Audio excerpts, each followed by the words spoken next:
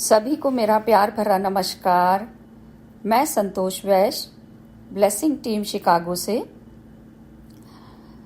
खुर्शीद भावनगरी जी द्वारा लिखी गई the laws of spirit book word book के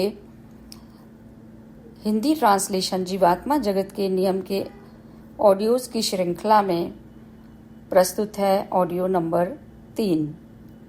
पिछले ऑडियो में हमने जाना कि खुर्शीद भावनगरी जी ने अपने दोनों बेटों विस्पी और रतु के मरणोपरांत उनकी आत्मा से संपर्क करना शुरू किया। पिछले संपर्क में विस्पी और रतु ने अपनी मां से एक किताब लिखने को कहा जिसमें वो पृथ्वीवासियों को सर्वशक्तिमान ईश्वर के नियमों के बारे में जानकारी देना चाहते थे। विस्पी और रतु ने 18 अप्रैल को अगला संपर्क किया जिसमें एक बूढ़े और झरने की कहानी सुनाई।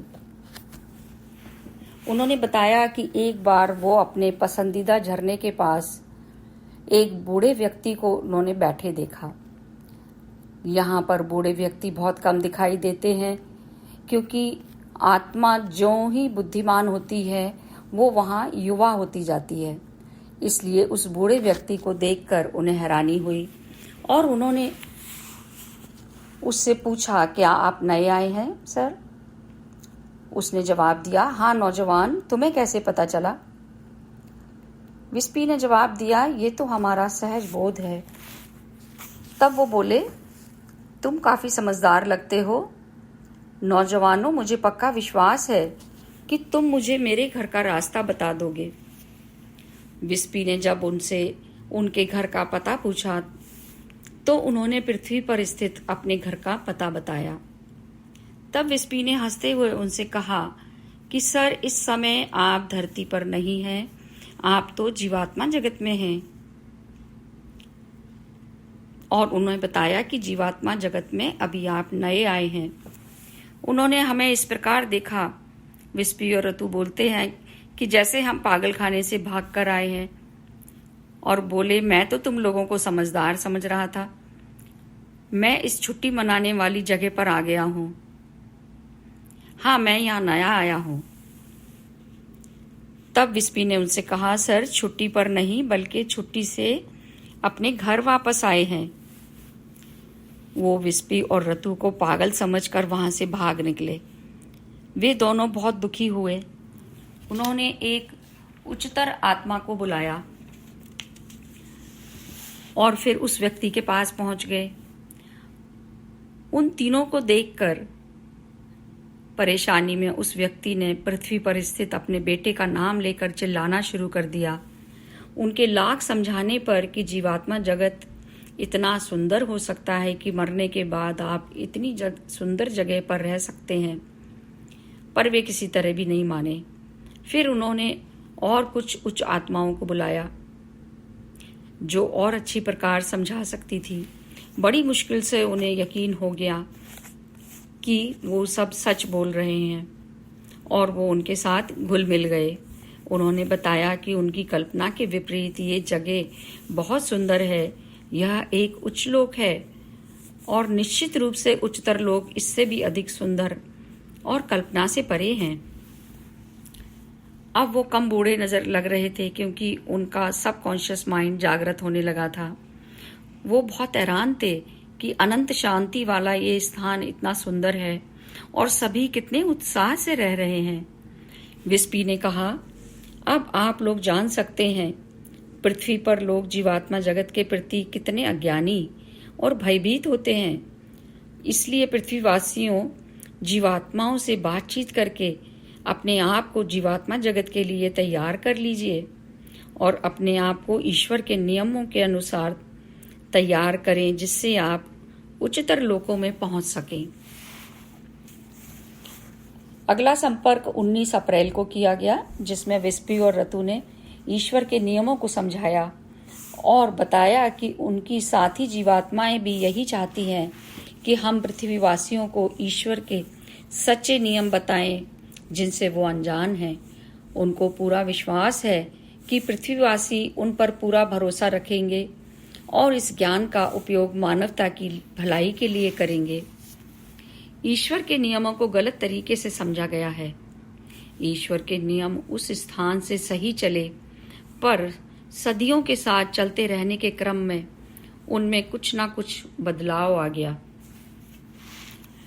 अगला संपर्क 20 अप्रैल को हुआ, जिसमें विस्पी और रतु ने उनकी मृत्यु कैसे हुई और जीवात्मा जगत के लोकों के बारे में जानकारी दी। उन्होंने बताया कि वहां कैसे जीते हैं और यदि पृथ्वीवासी ईश्वर के बताए रास्ते पर चलेंगे तो एक बेहतर जीवन जिएंगे और आपको एक खूबसूरत दुनिया मिलेगी। निम्न लोक के बारे में भी बताया कि बुरी आत्माओं का क्या अंजाम होता है। उन्होंने अपनी मृत्यु के बारे में बताना शुरू किया। उनके अनुसार वो गाड़ी धीमी और समान रफ्तार से चला रहे थे, क्योंकि गाड़ी के इंजन को तो फ्री करना था। जब हाईवे से होकर घर लौट रहे थे, विस्पी ने बताया कि गाड़ी तो वो चला रहा था और बाकी सभी लोग सो रहे थे। तभी उसने गाड़ी की स्पीड और धीरे कर दी, क्योंकि सड़क पर बहुत गड्ढे थे और झटकों से बाकी सबकी नींद ना खुल जाए। अचानक एक भयानक सी काले रंग की विशाल डरावनी चीज उसके रास्ते में आ गई। विस्पी ने गाड़ी को बचाना चाहा और ब्रेक लगाना चाहा, पर ब्रेक फेल हो चुके थे और गाड़ी सामने के पेड़ से जा टकराई। उसके बाद विस्पी ने अपने आप को अपने शरीर से बाहर पाया। उसने अपने भौतिक शरीर को घास पर पड़ा देखा और एहसास किया कि वो हल्के जीवात्मिक शरीर में है। तभी उसने महसूस किया कि उसे कोई दुख और तकलीफ का भी अनुभव नहीं हो रहा और वो जान गया कि वो पृथ्वी की दुनिया के लिए मर चुका था। तभी विस्पी की चीख निकल गई, हे भगवान, जीवात्मा जगत से तो कोई भी मेरा स्वागत करने नहीं आया। कुछ ही क्षणों में उसने अपने पास एक और आत्मा को खड़ा देखा, जो रतु की तरह दिख रहा था। विस्पी ने उसे गले लगा लिया कि मेरा भाई रतु तो मेरे साथ है, मैं अकेला नहीं हूं। उस आत्मा ने मुस्कुराकर कहा कि मैं रतु नहीं हूं, वो तो पास ही अपनी भौतिक शरीर में आखिरी सांसें ले रहा है। विस्पी ने कहा, आप कोई भी हो, मेरे भाई रतु को बचा लीजिए, मेरे माता पिता बिल्कुल अकेले हो जाएंगे। उस आत्मा ने विनम्रता से जवाब दिया कि मेरे प्यारे विस्पी, ये सब तो ईश्वर के हाथों में है, मैं तो तुम्हारा नाना हूँ। विस्पी ने बताया कि वो उन्हें पहचान नहीं पाया था, क्योंकि जब उनकी मृत्यु हुई थी तो वो 93 वर्ष के थे और आज जब हमारी मृत्यु के समय वो 30 वर्ष के लग रहे हैं। उन्होंने बताया कि ये हमारे हाथों में बिल्कुल नहीं है, हम मिलकर ईश्वर से प्रार्थना करते हैं। तभी उन्होंने देखा रतु भी अपने भौतिक शरीर से बाहर निकलकर आ गया। रतु की दृष्टि विस्पी पर पड़ी और चकनाचूर कार को देखकर वो चिल्ला पड़ा, ये क्या कर दिया तुमने मेरी कार को। उसके बाद उसकी नज़र अपने नाना पर पड़ गई, जिन्हें वो पहचान गया। अरे पप्पा, आप तो मर चुके थे, फिर यहाँ क्या कर रहे हैं। तब विस्पी ने उसे समझाया, पृथ्वी पर हमारी मृत्यु हो चुकी है। अब उनको अपने माता पिता और विस्पी की 2.5 साल की बच्ची की चिंता सता रही थी। उन्हें लग रहा था कि किसी तरह हम अपने भौतिक शरीर में वापस जा सकें। तभी देखा उनके और दोस्त और रिश्तेदार भी उन्हें लेने आ चुके थे। एक उच्च भली आत्मा ने उन्हें आंख बंद करने को कहा। उन्होंने अपने आप को तेजी से ऊपर जाता हुआ अनुभव किया। अपनी मंजिल पर पहुंचकर उन्होंने आंखें खोली तो दुनिया के सबसे आश्चर्यजनक जगह जीवात्माओं की खूबसूरत दुनिया को देखा। वो बहुत दुखी और सदमे में थे, इसलिए कुछ उच्च भली आत्माओं द्वारा उन्हें बड़े हॉल में पंख जैसे मुलायम पलंग पर लेट जाने को कहा गया। कुछ देर बाद विस्पी की नींद खुली तो देखा कि रतु भी उसके साथ लेटा था और उसे कुछ किरणें दी जा रही थी। विस्पी को बाहर आने को कहा गया, जहां उसके नाना, दोस्त और रिश्तेदार उसका इंतजार कर रहे थे।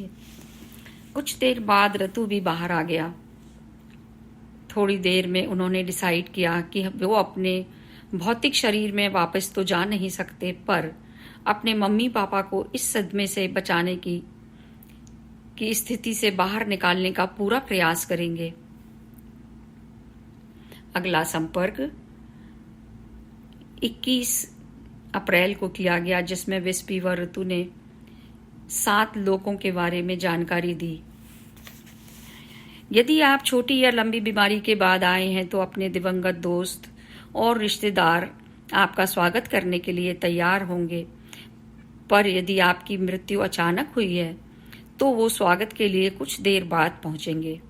लेकिन आप विश्वास रखें, वो आएंगे जरूर, बशर्ते आप निम्न लोकों में ना हो। यदि आप निम्नतर लोकों में हैं तो आप उच्च भली आत्माओं द्वारा स्वागत किए जाने की तो उम्मीद ही ना करें।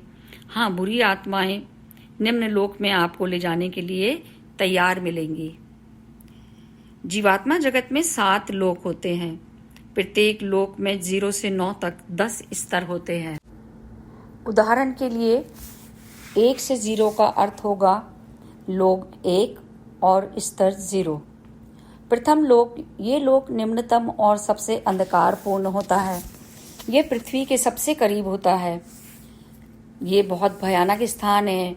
यहाँ बंजर चट्टानें होती हैं जहाँ रेंगने वाले जानवर होते हैं। सच्चाई में वो विकृत शरीर, दुष्ट और बुरे विचारों से भरे मन वाली मनुष्य आत्माएं होती हैं। उनके शरीर हमारी तुलना में बहुत भारी होते हैं। वो इन अत्यधिक अंधकार वाली चट्टानों पर रेंगती रहती हैं जहां उन्हें प्रकाश की एक किरण भी नजर नहीं आती। दूसरा लोक, ये भी भयानक स्थान है। यहाँ पर लोक 1 जितना अंधकार नहीं होता और ना ही यहाँ रहने वालों के शरीर उतने विकृत होते हैं। यहाँ भी लोग पथरीली गुफाओं में रहते हैं, एक दूसरे से घृणा करते हैं, भद्दी और घिनौनी भाषा का उपयोग करते हैं। यहाँ भी प्रकाश या कोई भी अच्छी चीज नसीब नहीं होती। यहीं मैं अपनी वाणी को विराम देती हूँ। बाकी अगले एपिसोड में। Thank you.